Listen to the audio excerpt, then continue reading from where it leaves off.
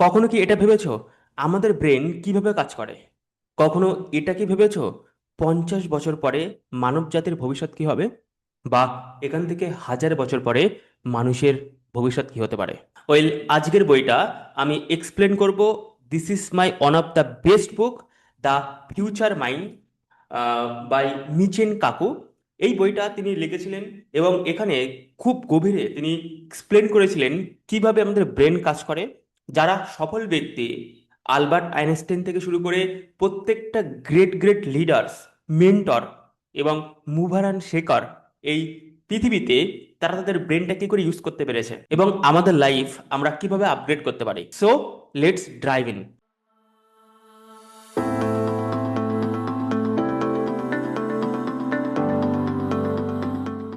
মিচিয়া কাকুর এটা best selling বই।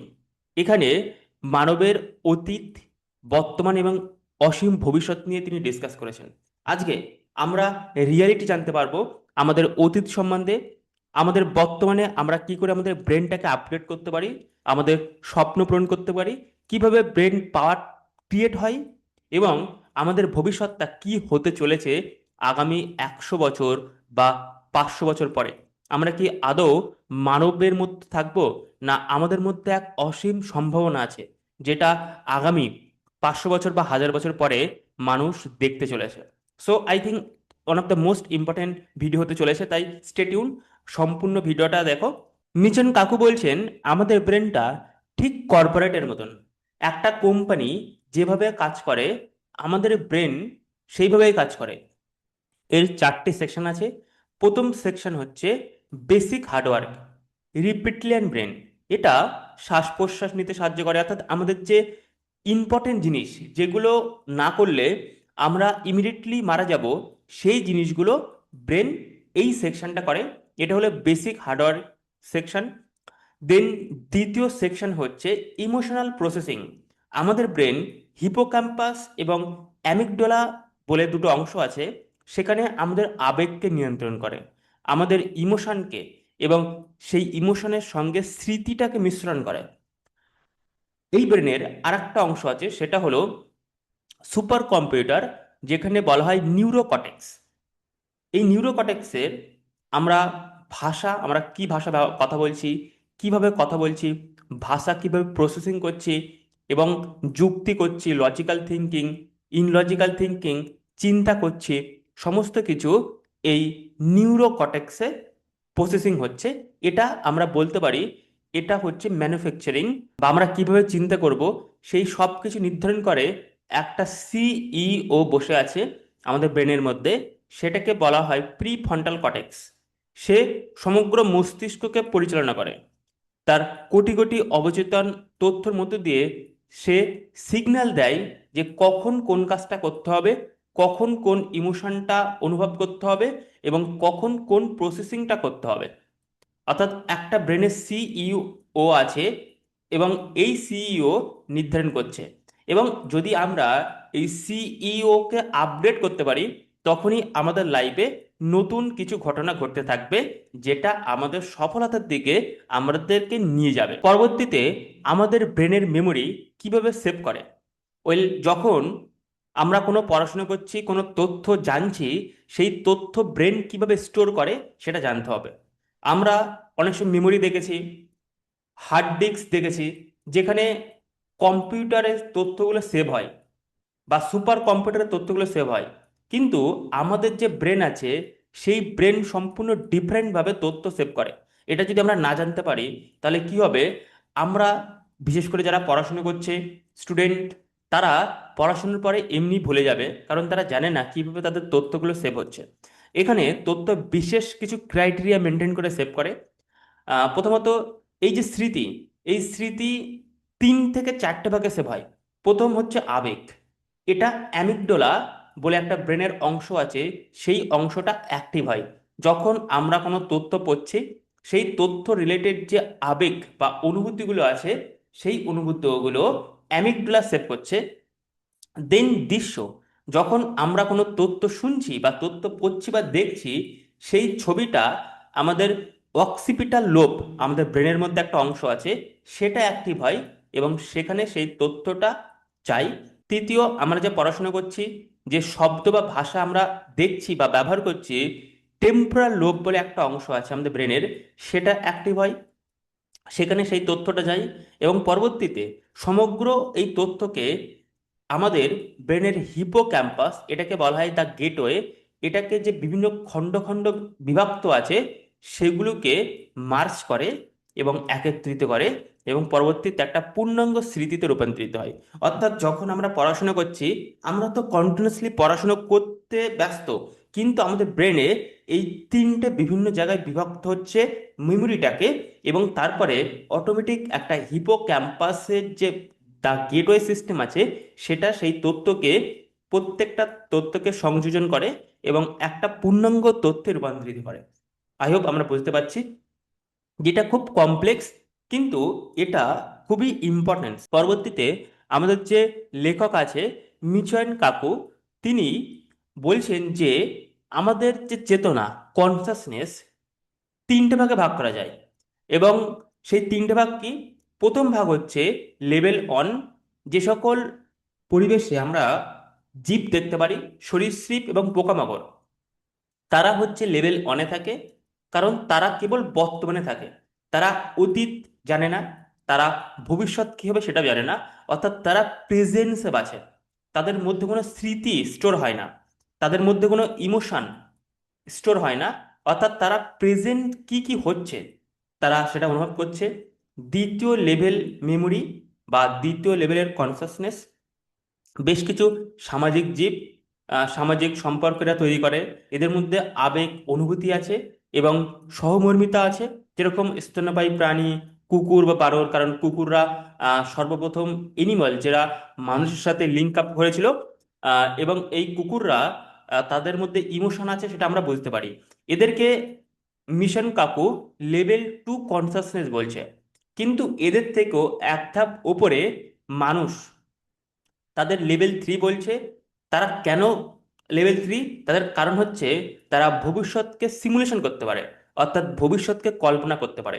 এখানে কল্পনা করার ক্ষমতা, এবং সেই কল্পনাটা করার পরে তারা হোয়াট ইফ, কি করতে হবে, কেন করতে হবে, প্রশ্ন করতে পারে, অ্যানালাইজ করতে পারে এবং সেটাকে বাস্তবে রূপান্তরিত করতে পারে।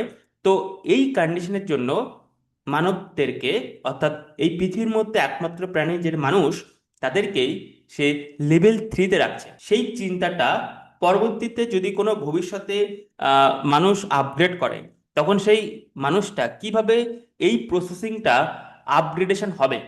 তো বলছে মানুষ চিন্তা করতে ভালোবাসে এবং তার যে শরীরের মেকানিজম আছে সেই চিন্তার পরবর্তীতে অ্যাক্ট করে। কিন্তু যদি মানুষকে এক্সিস্ট করতে হয় আগামী 100 বছর বা 500 বছর, তখন তাকে বিভিন্ন প্রতিকূল পরিস্থিতিকে মোকাবেলা করতে হবে এবং যে পৃথিবীর রিসোর্সেস সেটা কিন্তু ধীরে ধীরে কমতে শুরু করছে।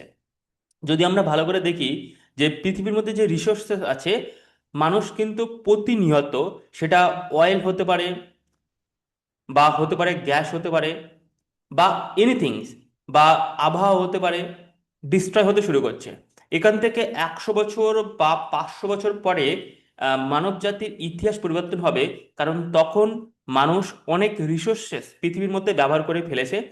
তখন তাকে অন্য কোনো আপগ্রেডেড গ্রহতে বা এক্সপ্লোর এক্সপ্লোর করতে হবে। সেক্ষেত্রে কিভাবে সেটা করবে? তো মানুষ যে চিন্তা করছে, সেই চিন্তার পরিবর্তিতে তাকে একটা সেন্সর ইনফরমেশন, একটা কম্পিউটার চিপ তৈরি করতে হবে। যে কম্পিউটার চিপটাকে বিসিআই, ব্রেন কম্পিউটার ইন্টারফ্যাক্ট, যেটা যেটা বিসিআই ব্রেন কম্পিউটার ইন্টারফেস বলবে, এবং সেই প্রসেসিং চিপ থেকে সে অ্যালগরিদম ট্রান্সফরমেশন করবে। এখানে আরো প্রসেসিং হবে, সফটওয়্যার লেভেলে প্রসেসিং করবে এবং নিউরাল প্যাটার্ন তৈরি করবে, এবং সে রোবটিক যে তার হাত আছে বা রোবটিক যে বডি আছে, সেই বডিটা পরবর্তীতে সে ফিজিক্যালি ওয়ার্ক করতে পারবে। অর্থাৎ যে চিন্তাগুলো আছে সেই চিন্তা থেকে পরবর্তীতে মেমোরি চিপ থেকে প্রসেসিং অ্যালগরিদম দ্বারা, এবং পরবর্তীতে সে রোবটিক যে বডি আছে সেই বডিতে সে চেঞ্জ করতে পারবে। এভাবেই মিশন কাকু তিনি বলছেন। এবং তিনি আরেকটা কথা বলেছিলেন যে আমরা যে স্বপ্নগুলো দেখছি, যে স্বপ্নগুলো মানুষ দেখে, সেই স্বপ্নতে একটা পরীক্ষা হয়েছিল। সেই পরীক্ষার পরে দেখা গেছে সে ভিডিওর আকারে সেই স্বপ্নটাকে নিয়ে আসতে। অনেক সময় আমরা মুভিতে দেখেছি, হলিউড মুভিতে, যে যে স্বপ্ন যেগুলো দেখেছিল সেগুলো সে ভিডিওর আকারে পরবর্তীতে দেখতে পাচ্ছে। অনেক সময় আমরা মুভিতে দেখেছি এই ঘটনাটা, যে কোনো মানুষ যদি স্বপ্ন দেখে, সেই স্বপ্নটা প্রসেসিং করার পরে ভিডিওর আকারে দেখায়। তো একটা পরীক্ষা হয়েছিল, সেই পরীক্ষাটা এটিআর ল্যাবে করা হয়েছিল, যেখানে ব্যাকলা বিশ্ববিদ্যালয়ের বিজ্ঞানীরা এফএমআরআই স্ক্যানের মাধ্যমে মানুষের মস্তিষ্কের প্যাটার্নকে বিশ্লেষণ করেছিল এবং সেই স্বপ্নকে একটা অস্পষ্ট বাট ভিডিওর আকারে কনভার্ট করতে সমর্থন হয়েছিল। তো পরবর্তীতে যদি কোনো ব্যক্তি সে স্বপ্ন দেখছে এবং সেই স্বপ্নটা খুবই ইম্পর্টেন্স বলে তার মনে হয়, সে সেটা পরবর্তীতে ভিডিওর আকারে সে দেখতে পাবে। বা তাছাড়াও যদি কোনো ব্যক্তি সে কোনো চিন্তা করছে, সেই চিন্তাটা পরবর্তীতে শব্দের আকারে রূপান্তরিত করা যাবে এবং এটা 100% অ্যাকুরেসিতে করা সম্ভব। বিজ্ঞানীরা এটা প্রুভ করেছে। সো ইলেকট্রোগ্রাফিক্স, ইসিওজি বলা হয় এটাকে। এটা ব্যবহার করে বিজ্ঞানীরা চিন্তাকে শব্দতে রূপান্তরিত করতে পারে এবং প্রায় এখানে 100% নির্ভুলতার সাথে এটা করা সম্ভব। তো কোনো ব্যক্তি যে চিন্তা করছে, সেই চিন্তাটা সায়েন্স এতটাই এগিয়ে গেছে যে সে শব্দে রূপান্তরিত করতে পারছে। সো পরবর্তীতে আমরা চলে যাই, that is the one of the most important thing, যে পরিবর্তিত চেতনা, যে পরিবর্তিত চেতনা এবং বাস্তবতার বাইরে। তো এটা কি, আমাদের ব্রেন চারটে সেকশনে খুব ইম্পর্টেন্ট। সো এটা কি, আমাদের ব্রেন টোটাল চারটে সেকশন আছে। সো প্রথম সেকশন হচ্ছে, এটা হচ্ছে অ্যাক্টিভ সেকশন, যেখানে ডিফল্ট মোড, যেখানে প্রি ফ্রন্টাল কর্টেক্স, যেটা আমি বলেছিলাম যে আমাদের ব্রেনে যদি সিইও থাকে, সেই সিইও হলো প্রি ফ্রন্টাল কর্টেক্স। এটা পরিচালনা করে সমগ্র ব্রেনটাকে। কি কি অনুভূতি আমাদেরকে নিতে হবে, কি কি চিন্তা আমরা করব, কি কি ডিসিশন আমরা নেব, এভরিথিং, সব কিছু এই প্রি ফ্রন্টাল কর্টেক্স নির্ধারণ করে। তো যখন প্রি ফ্রন্টাল কর্টেক্স 100% অ্যাক্টিভ থাকে, তখন আমরা স্বাভাবিক অবস্থায় থাকি, আমরা কাজ করছি। দ্বিতীয় স্টেপ হচ্ছে ফ্লো স্টেট। এটা কি, এটা যখন আমরা 100% মনোসংযোগ দিতে পারি কোনো কাজের মধ্যে, তখন আমাদের মধ্যে যে ইগো, সেই ইগোটা থাকে না। যখন আমাদের মধ্যে 100% কাজের মধ্যে আমরা ডুবে যাই। অর্থাৎ কোনো ব্যক্তি যখন সে আর্ট করছে, ড্রয়িং করছে, পড়াশোনা করছে, অর্থাৎ অর্থাৎ কোনো ব্যক্তি যখন আর্ট করছে, ড্রয়িং করছে, পড়াশুনো করছে, তখন সে যখন 100% মনোসংযোগ দিতে পারছে, তার বাইরে কি চলছে সে জাস্ট ভুলে গেছে, সে কাজের মধ্যে ফোকাস রয়েছে, তখন তাকে বলা হয় ফ্লো স্টেট। দ্বিতীয় হচ্ছে স্বপ্ন, রিম স্লিপ। অর্থাৎ মানুষ যখন ঘুমিয়ে থাকে, তখন আমাদের যে লজিক্যাল মাইন্ডটা সেটা বন্ধ হয়ে যায়, আমাদের ক্রিয়েটিভ মাইন্ডটা সেটা অ্যাক্টিভ হয়ে যায়। তখন আমরা আমাদের যে ভিজুয়াল অঞ্চলটা আছে আমাদের ব্রেনের মধ্যে, যেখানে আমরা কল্পনা করি, সেই ভিজুয়াল অঞ্চলটা অ্যাক্টিভ হয় এবং তখন আমরা স্বপ্ন দেখতে শুরু করি। এটাকে বলা হয় অভ্যন্তরীণ হ্যালুসিনেশন। তিনি আরো বলছেন যে 4 নম্বর সেকশন বা 4 নম্বর স্টেট আছে, সেটা হচ্ছে স্বয়ং হ্যালুসিনেশন, টিএলই। ওয়েল, এটা আমরা যখন কোনো ব্যক্তি সে বাস্তবে রয়েছে কিন্তু অবাস্তবতার মাঝখানে, অর্থাৎ কোনো ব্যক্তি সে বসে আছে, বাট সে বসে বসেই এমন কিছু জিনিস কল্পনা করছে, আহ, সেটা কোনো রিয়েলিটির সাথে রিলেটেড নয়, তখন সেটাকে বলা হয় হ্যালুসিনেশনস। এটা অনেক মানুষের মধ্যে হয়, বা সক্রিয়ভাবে এই হ্যালুসিনেশনের মাধ্যমে তার অতীত বা ভবিষ্যৎ সম্বন্ধে জানা যায়। সো পরবর্তী আমরা চলে যাই, one of the most important thing, যে মনকে নিয়ন্ত্রণ কিভাবে করা হবে, সাইন্টিফিক ভাবে মনকে কিভাবে নিয়ন্ত্রণ করা হবে, বা মনের যদি কোনো স্মৃতি থাকে সেটা কি কোনো ডিলিট করার অপশন আছে? হ্যাঁ, বর্তমানে সায়েন্স এত এগিয়ে গেছে যে এক ধরনের আলো আছে, বা আলো ডেভেলপ করতে পেরেছে। নির্দিষ্ট জিনযুক্ত কোনো বৈজ্ঞানিকরা এটাকে লেজার আলোর সাহায্যে মস্তিষ্কের নির্দিষ্ট নিউরনস চালু বা বন্ধ করা যায়। অর্থাৎ তোমার ব্রেনের মধ্যে ধরো একটা ব্যাড স্মৃতি আছে, সেই স্মৃতিটা তোমাকে ডিস্টার্ব করছে এবং তুমি চাইছো যে ওই স্মৃতিটাকে মুছে দেওয়া। বা তোমার অতীতের যে খারাপ অনুভূতি আছে সেটাকে জাস্ট মুছে দেওয়া। তো কি করতে হবে? তখন এই যে লেজার লাইট আছে, সেই লেজার লাইট দিয়ে তোমার ব্রেনের মধ্যে কোন জায়গায় সেই স্মৃতিটা স্টোর আছে সেটাকে মুছে দেওয়া সম্ভব হয়। এটাকে বলা হয় সিআই এর MK আল্ট্রা প্রজেক্ট। কেমিক্যাল দিয়ে মাইন্ড কন্ট্রোল, যে ওয়েল এটাকে এটাকে কিন্তু ওয়েল ওয়েল এটাকে বর্তমানে এটাকে বর্তমানে আধুনিক অপটিজেনেটিক্স আলো দিয়ে ওয়েল এটাকে বর্তমানে আধুনিক অপটোজেনেটিক্স আলো বলা হয়। এখানে কি হয়, যে কোনো ব্যক্তি আছে, সে খুব দুর্বল, তার মধ্যে প্রচুর ভয় আছে। তো এই যে আলো আছে, লেজার লাইট আছে, সেটা ব্যবহার করে তার মনের সাহস বৃদ্ধি করা যায়। সর্বপ্রথম পরীক্ষা হয়েছিল একটা ইঁদুরের ল্যাবের মধ্যে, এবং তার মধ্যে যে ভয় বা তার অতীতের স্মৃতি আছে সেটাকে ডিলিট করে সেই ইঁদুরটাকে সাহসী তৈরি করেছিল। এবং এই চিকিৎসার বিপ্লব, এটা বলা হয় চিকিৎসার বিপ্লব, কারণ এই প্রযুক্তি ব্যবহার করে আমাদের ভবিষ্যতের মানসিক অবসাদ ঘটবে। ডিপ্রেশন যে মানুষগুলো আছে, সেই ডিপ্রেশন থেকে সে মুক্তি পাবে। এবং পিটিএসডি এর মতো রোগের, পিটিএসডি রোগ একটা সাংঘাতিক রোগ, কিছু কিছু মানুষের আছে।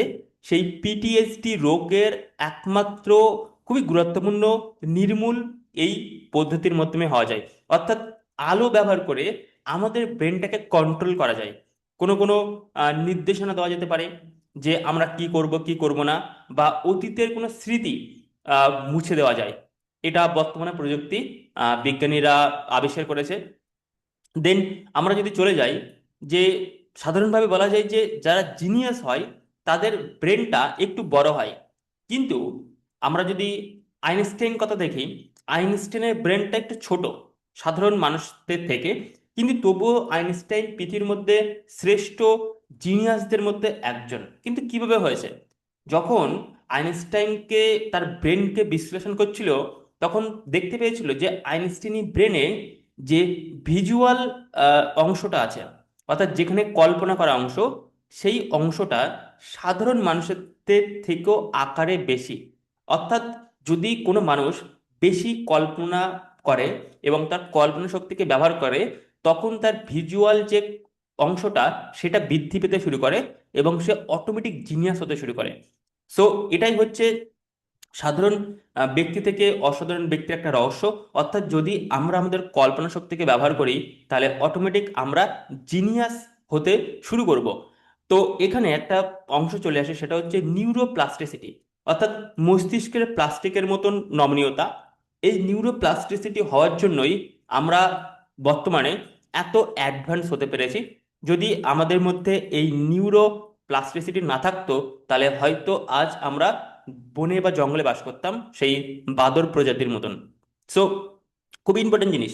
তো কোনো ব্যক্তি সে অসফল হয়েছে, সে ব্যর্থ হয়েছে, বা সে পরীক্ষায় ফেল করেছে, নাম্বার কম পেয়েছে, হোয়াট এভার, অর্থাৎ তার লাইফটা যদি সে বিশ্লেষণ করে, তার মধ্যে 100% পসিবিলিটি আছে সে তার লাইফটাকে আপগ্রেড করতে পারবে একমাত্র এই দুটো জিনিস ব্যবহার করে। প্রথম, তার কল্পনা শক্তিকে ব্যবহার করতে হবে, এবং দ্বিতীয়, তার নিউরোপ্লাস্টিসিটিকে অ্যাক্টিভ করতে হবে।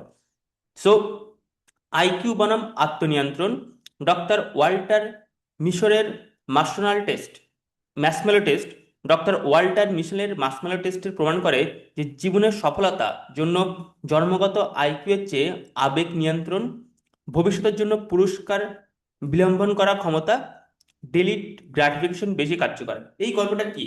এই গল্পটা হচ্ছে, দু ধরনের ব্যক্তি ছিল, এবং এই দু ধরনের আহ, এই এই গল্পটা কি, এই গল্পটাকে আমি একটু এক্সপ্লেন করি। এটা খুবই ইম্পর্টেন্ট একটা গল্প।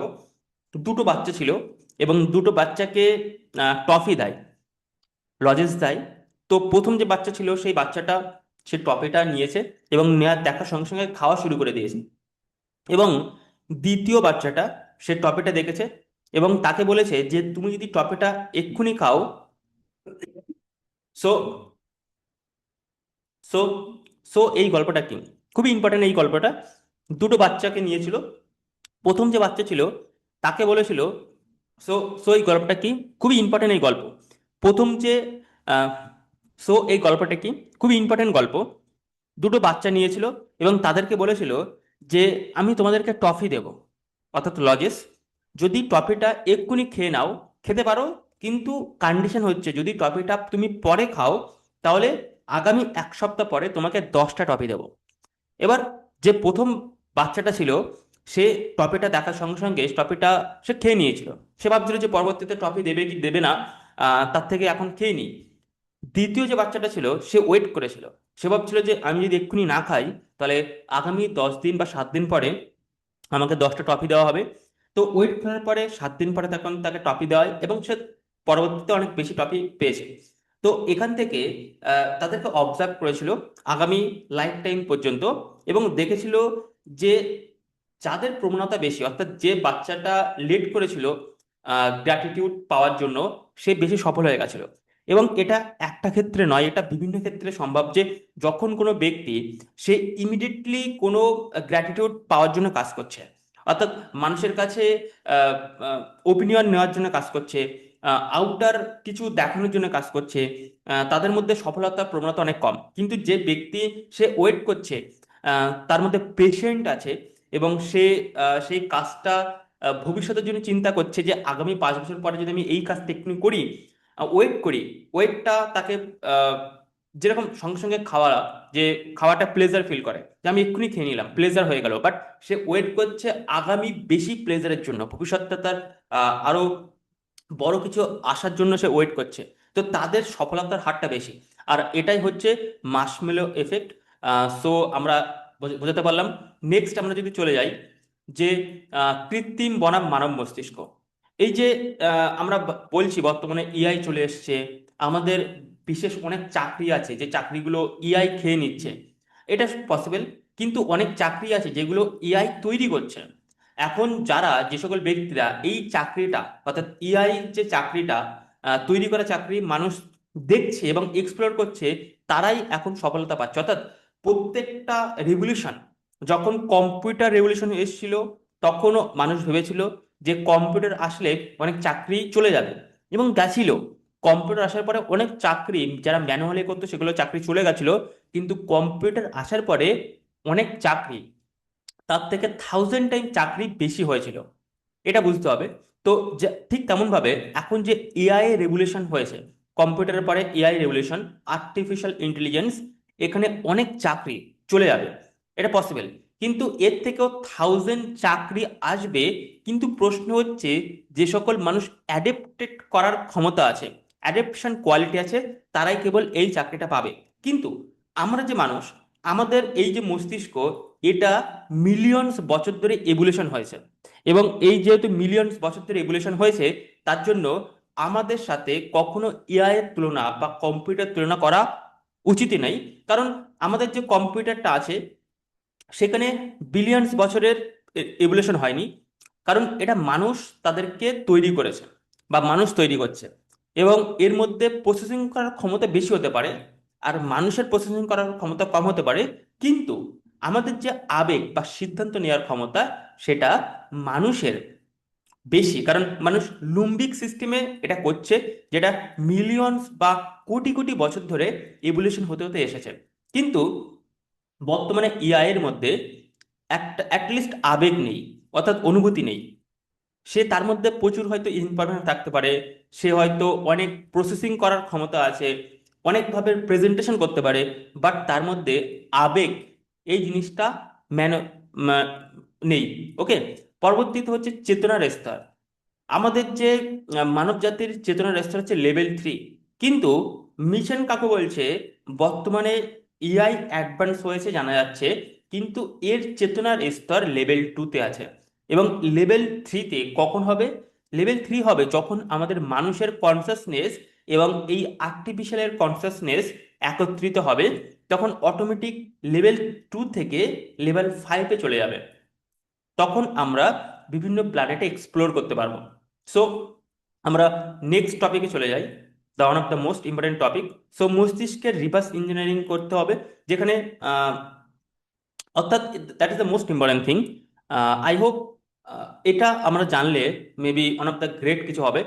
সো বলছে আমাদের মস্তিষ্ক যেরকম মিলিয়ন বছর ধরে ইভলিউশন হয়েছে, ধীরে ধীরে ইভলিউশন হয়েছে, কিন্তু যদি আমরা মানুষ বর্তমানে আমাদের কাছে হাইস্ট প্রযুক্তি আছে, যদি এই প্রযুক্তিটাকে ব্যবহার করে আমাদের রিভার্স ইঞ্জিনিয়ারিং করি, তাহলে দেখা যাবে যে যে সকল মানুষ, অর্থাৎ বর্তমানে আহ, যে ডিজিজগুলো হচ্ছে সেগুলো হবে না, এবং মানুষ তারা অমর হতে পারবে, ওয়ান অফ দ্য গ্রেট কিছু। এবং এটা আস্তে আস্তে মানুষ করবে, কারণ মানুষের আহ, একটা ইচ্ছা আছে যেন মানুষ অমর হয়ে থাকে। কারণ যদি মানুষ কেবল 100 বছর বা 70 বছর বাঁচে, তো দেখা যায় যে অনেক কিছু মানুষ মিস করে দেয় তার লাইফে, তার ড্রিম মিস করে দেয়, তার অ্যাচিভমেন্ট। সে যখন 30 বছর ধরে বা 35 বছর ধরে সে পড়াশোনার মধ্যে লার্নিং এর স্টেটে ছিল, যখন সেই লার্নিং স্টেটটা কমপ্লিট হয়েছে, তারপরে তার ডিজিজ চলে আসে, কারণ তার বয়স হয়েছে, অটোমেটিক তার আহ, আরো বিভিন্ন সমসাময়িক প্রবলেম চলে আসে। তো যদি মানুষের যে অমরত্ব খুঁজে পায়, এবং সেটা কিভাবে সম্ভব হবে, একমাত্র সম্ভব হবে সে রিভার্স ইঞ্জিনিয়ারিং করে। এবং মার্কিন ব্রেন এবং এই যে মার্কিন ব্রেনিং ইনিশিয়েটিভস, ব্রেন ইনিশিয়েটিভস, এটা ইঁদুরের থেকে প্রাইমারি মস্তিষ্ক স্নায়বিক, এবং সেটা কিভাবে সম্ভব হবে, তার মধ্যে এই যে এআই আছে, কম্পিউটার অ্যানালাইজেশন আছে, সেগুলোর সঙ্গে আমাদের যে কনসাসনেস আছে সেটাকে যুক্ত করতে হবে। সো আই হোপ আমি বোঝাতে পারছি। পরবর্তীতে আমরা চলে যাই ওয়ান অফ দ্য থিং, যে মানুষের, এবার যদি বলা হয় যে সব থেকে প্রবলেম কোথায়, মানুষের এই যে আম, অমরত্ব হওয়ার প্রবলেম কোথায় এবং সেটা কিভাবে সম্ভব। মানুষ পছন্দ করে টাচ, কারণ মানুষ ফিজিক্যাল এন্টিটি, টাচ পছন্দ করে। কিন্তু আমাদের যে কম্পিউটার আছে বা এআই আছে, সেগুলো নন ফিজিক্যাল জিনিস, তো সেগুলো টাচ পছন্দ করে না। তো যখন মানুষ টাচ পছন্দ করে, ফিজিক্যাল এন্টিটি, তখন বলছে যে মানুষের বিবর্তন হবে হাইটেকের চেয়ে হাই টাচ ভিত্তিক। এবং ভবিষ্যতের সমাধান হচ্ছে আমাদের ডিজিটাল চেতনা, আমাদের যে কনসাসনেস আছে, অর্থাৎ আমাদের যে মাইন্ড আছে, মাইন্ডের মধ্যে যে ইনফরমেশন গুলো আছে, কনসাসনেস, সেগুলোকেই আমরা যদি ট্রান্সফার করতে পারি একটা রোবটিকের মধ্যে, যে সারাউন্ডিং রোবট থাকবে এবং অবস্থান করবে, যার অমরত্ব থাকবে, যার ভৌত বিশেষজ্ঞ এবং স্পর্শ করার ক্ষমতা থাকবে, সেখানেই একটা আমরা আমাদের যে মস্তিষ্ক আছে, সেই মস্তিষ্কর যে কনসাসনেসটা ট্রান্সফার করে দিলাম। এবং তারপরে যে ডিজিটাল ইমমর্টালিটি, অর্থাৎ এটা, অর্থাৎ আমরা যে অমরত্ব লাভ করব, সেটা সম্ভব হবে। এবং এখানে বলছে যে 2035 সালের মধ্যে এটা পসিবল হবে, মানুষের যে সুপার কম্পিউটার আছে, সেই সুপার কম্পিউটারে মানুষের কনসিয়াসনেসকে ট্রান্সফার করা। আই হোপ আমি বুঝতে পারছি। আমরা পরবর্তীতে চলে যাই। এখানে বলছে যে সাপোজ কোনো একটা মানুষ আছে, সে মানুষটা পৃথিবীতে আছে, এবার সে অন্য একটা গ্রহে এক্সপ্লোর করবে। ফর এক্সাম্পল, সে মঙ্গল গ্রহে এক্সপ্লোর করবে। তো কিভাবে সম্ভব, তাকে ফিজিক্যালি কি যেতে হবে মঙ্গল গ্রহ এক্সপ্লোর করতে? না। সে বলছে মানুষের মধ্যে যে কনসাসনেস আছে, অর্থাৎ মাইন্ডের মধ্যে যে ইনফরমেশন আছে সারাটা জীবন ধরে সে যে স্টোর করেছে, বা যে কনসাসনেস অনুভূতিগুলো আছে, সেটা একটা লেজার লাইট দিয়ে তার সেই ইনফরমেশনগুলোকে ট্রান্সফার করা যাবে, যেখানে অন্য একটা গ্রহের একটা রোবাটিক মাইন্ড থাকবে, সেই মাইন্ডে অটোমেটিক খুব অল্প সময়ের মধ্যে ট্রান্সফার করা যাবে তার ইনফরমেশনটা। এবং সে যখন উঠবে, সে রিয়েলি ফিল করবে যে সে অন্য গ্রহের মধ্যে আছে। That is the most important thing. Like এই যে লেজার বিমের চেতনাটা, আর এটা কি লেজার বিমের দ্বারা ইনফরমেশন পাঠানো যায়? অবভিয়াসলি এটা বর্তমানে প্র্যাকটিক্যালি সম্ভব হয়েছে, যে মানুষের সম্পূর্ণ কানেক্টেড যে ডিজিটাল ডেটাটা, এটা হাই পাওয়ার লেজারের মাধ্যমে ইনকোড করা যায় এবং মহাকাশে পাঠানো সম্ভব। ওয়েল, এই লেজার বিম দ্রুত গতিতে যে কোনো গ্রহে যেতে পারে, এবং যে কোনো রোবটিক যে রিসিভার আছে, মাইন্ড আছে, সেগুলো গ্রহণ করতে পারে। এবং সেই মাইন্ড যখন ভ্রমণ করবে, সে অনুভব করবে সে নিজেই করছে, অর্থাৎ সে নিজেই সেই রোবটিক সিস্টেমটাকে পরিচালনা করতে পারবে। এবং that is a sense like pure energy বিশ্লেষণ যদি বলা হয়, যে হার্ভার্ড গবেষণায় দেখা গেছে যে আলোকে ধীর করে স্তর স্তর বাই স্তর করে আমাদের যে ডেটা, মাইন্ড ডেটা বা কনসিয়াসনেসকে স্টোর করা সম্ভব। সো এই যে বইটা আমি এক্সপ্লোর করলাম, এই বইটা ওয়ান অফ দ্য বেস্ট বুক আমাদের ফিউচারিস্টিক জন্য। এই বইয়ের পরে আরো পার্ট আছে যেগুলো আমরা পরবর্তীতে নিয়ে আসবো, এবং পরবর্তীতে আমরা এক্সপ্লোর করব। So thank you so much. এই ভিডিওটা কেমন লেগেছে, যদি ভালো লেগে থাকে তাহলে অবশ্যই কমেন্ট লিখতে পারো যে আমাদের যে মাইন্ড ছিল সেখান থেকে ফিউচার কেমন হতে পারে, মানুষ কিভাবে চিন্তা করছে, বিশ্লেষণ করছে। তো কমেন্ট করতে হবে কেমন লেগেছে, এবং তুমি নতুন হলে সাবস্ক্রাইব করে দিও এবং এই ভিডিওটা শেয়ার করে দাও তাদের সঙ্গে যারা এমন কিছু নতুন কিছু জিনিস পছন্দ করে, তাদের মাইন্ড সম্বন্ধে একটা অসম কিছু জিনিস যেটা আমার আগামী দিন মেবি 500 বা 1000 বা মেবি অত দূর যেতে হবে না, 100 বছরের মধ্যে সেটা সম্ভব মানব জাতি করে দেখাবে। So thank you so much, have a great day. দেখা হচ্ছে নতুন দিন নতুন একটা ভিডিওতে। টাটা।